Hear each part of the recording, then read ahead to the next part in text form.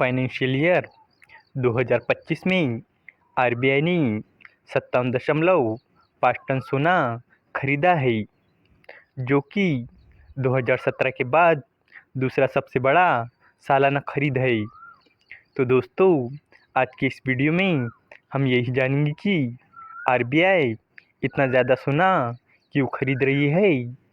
क्या इसके पीछे का कारण भारत और पाकिस्तान के बीच की गर्मा गर्मी है या अमेरिका और चाइना के बीच की टैरिफ वॉर।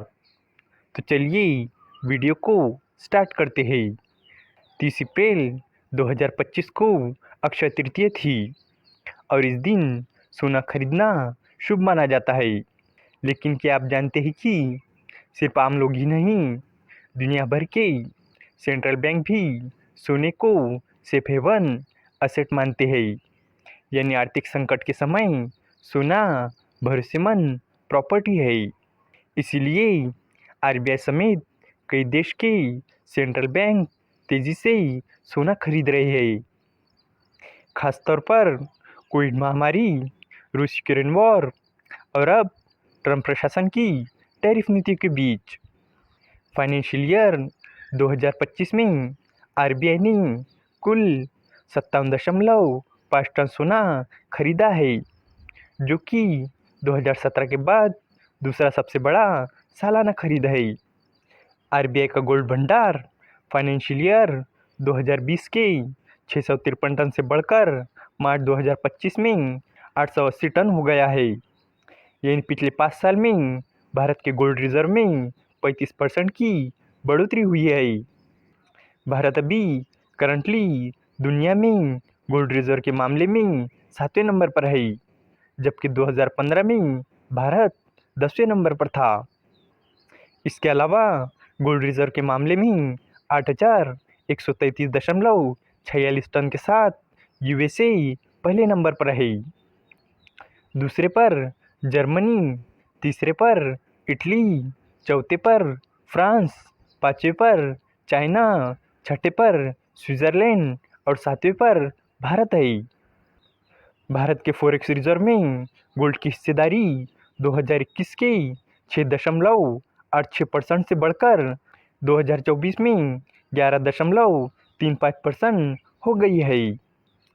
तो चलिए अब बात करते हैं आरबीआई ज़्यादा सोना क्यों खरीद रहा है।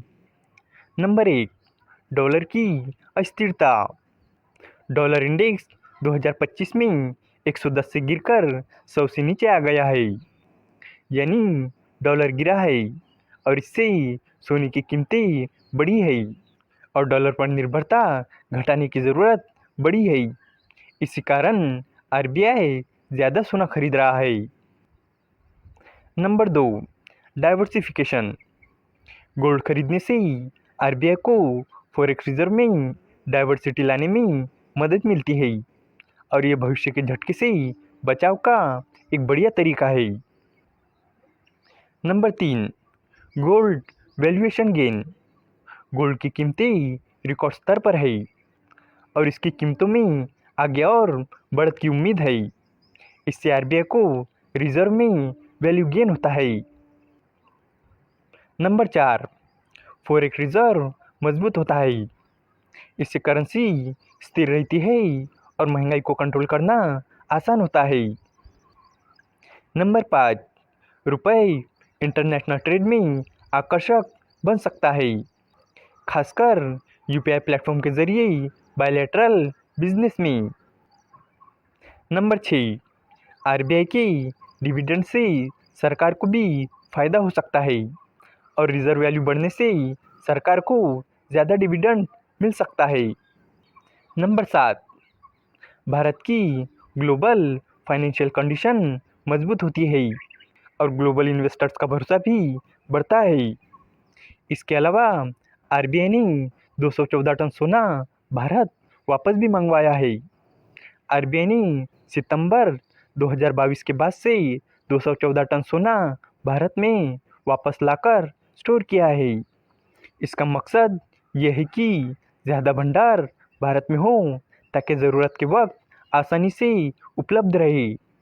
कुल मिलाकर आरबीआई की गोल्ड खरीद स्ट्रैटेजी सिर्फ बाजार में निवेश का फैसला नहीं, बल्कि लंबी अवधि की आर्थिक सुरक्षा और रणनीतिक सोच का हिस्सा भी है, जिससे भारत की करेंसी, व्यापार और ग्लोबल स्थिति तीनों को मजबूती मिलती है। इस वीडियो का कंक्लूजन यही है कि आरबीआई ने फाइनेंशियल ईयर 2025 में 57.5 टन सोना खरीदा है और अब गोल्ड रिजर्व बढ़कर 880 टन हो गया है, जो कि फॉरेक्स रिजर्व का 11.35% है।